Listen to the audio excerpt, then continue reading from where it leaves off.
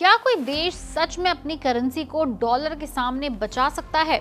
अगर जापान अपनी गिरती हुई करेंसी को एक ही झटके में संभाल सकता है, तो फिर भारत ऐसा क्यों नहीं कर सकता? इंडियन रुपी हर साल थोड़ा थोड़ा कमजोर होता जा रहा है, लेकिन आरबीआई कभी खुलकर येन स्टाइल इंटरवेंशन क्यों नहीं करता?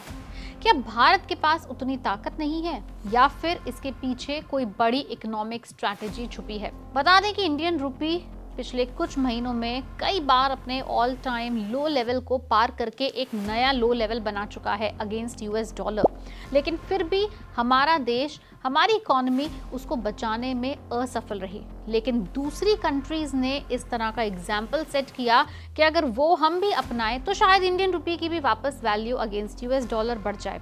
इस वीडियो में हम समझाएंगे कि कैसे जापान ने सिर्फ कुछ ही घंटों में फॉरेक्स मार्केट हिला दिया, कैसे $22 बिलियन झोंककर येन को क्रैश होने से बचाया, और सबसे बड़ा सवाल ये है कि अगर जापान डॉलर को चुनौती दे सकता है तो इंडिया क्यों नहीं दे सकता।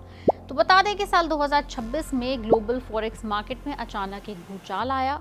जापानीज येन जो लगातार गिर रहा था, अचानक रॉकेट बन गया। US dollar against Japanese yen pair कुछ ही घंटों में 160 से गिर के 157 के निचले स्तर पर आया, यानी डॉलर अचानक कमजोर हुआ और येन मजबूत हुआ। और ये कोई नॉर्मल मार्केट मूवमेंट नहीं था, ये था डायरेक्ट सरकारी इंटरवेंशन। जापान की सरकार और बैंक ऑफ जापान ने मार्केट में उतरकर खुलेआम डॉलर बेचे और येन खूब खरीदा, यानी उन्होंने अपने फॉरेन रिजर्व्स का इस्तेमाल करके अपनी ही करेंसी को खूब सपोर्ट किया।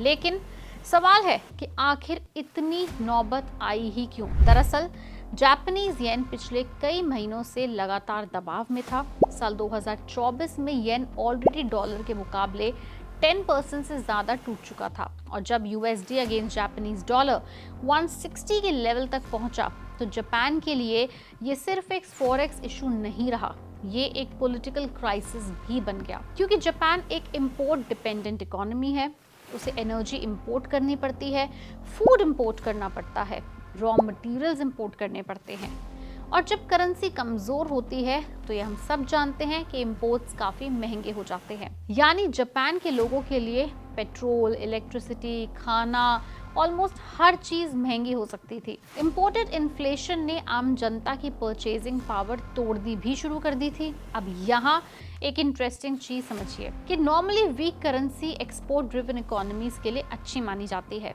क्योंकि एक्सपोर्ट सस्ते हो जाते हैं और ग्लोबल डिमांड बढ़ती है। लेकिन जापान का मामला थोड़ा अलग है। जापान की इकोनॉमी लंबे समय से लो ग्रोथ और वीक कंजम्पशन से जूझ रही है। ऊपर से एनर्जी इंपोर्ट्स पर डिपेंडेंस इतना ज़्यादा है कि वीक येन फायदा कम नुकसान देने लगा, और फिर शुरू हुआ स्पेकुलेटिव अटैक। हेज फंड्स और ग्लोबल ट्रेडर्स येन के खिलाफ रिकॉर्ड शॉर्ट पोजीशन लेने लगे। सबको लगने लगा कि बैंक ऑफ जापान कुछ नहीं करेगा और येन और भी टूटेगा। लेकिन तभी जापान ने मार्केट को एक बहुत बड़ा शॉक दिया। रिपोर्ट्स कहती हैं कि जापानीज अथॉरिटीज ने करीब 3.5 ट्रिलियन येन लगाकर लगभग $22 बिलियन मार्केट में डाल दिए। अब समझिए इंटरवेंशन एक्चुअली होता कैसे है। जब कोई सेंट्रल बैंक अपनी करेंसी को मजबूत करना चाहता है तो वो फॉरेन रिजर्व से डॉलर बेचता है और अपनी लोकल करेंसी बदले में खरीदता है। इससे मार्केट में लोकल करेंसी की डिमांड बढ़ती है और उसकी वैल्यू ऊपर हो जाती है। सिंपल डिमांड एंड सप्लाई का खेल, और यही जापान ने किया, और इसका असर इतना तेज था कि कैरी ट्रेड तक हिल गया। कैरी ट्रेड क्या होता है, अब आप ये सोचेंगे।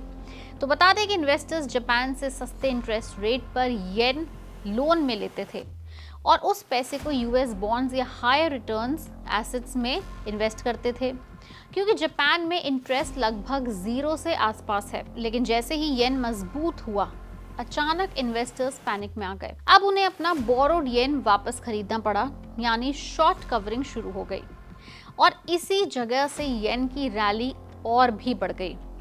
एशियन स्टॉक मार्केट भी हिल गए, फॉरेक्स वॉलेटिलिटी अचानक स्पाइक कर गई, डॉलर इंडेक्स गिर गया, यूरो और पाउंड भी मजबूत हो गए। एक तरह से जापान ने पूरी की पूरी ग्लोबल करेंसी मार्केट को रिमाइंडर दे दिया कि अगर सरकार चाहे तो वो अपनी करेंसी को बचाने के लिए एक अग्रेसिव मार्केट में भी उतर सकती है। लेकिन अब सबसे बड़ा सवाल खड़ा हुआ कि अगर जापान ऐसा कर सकता है तो इंडिया ऐसा क्यों नहीं कर सकता?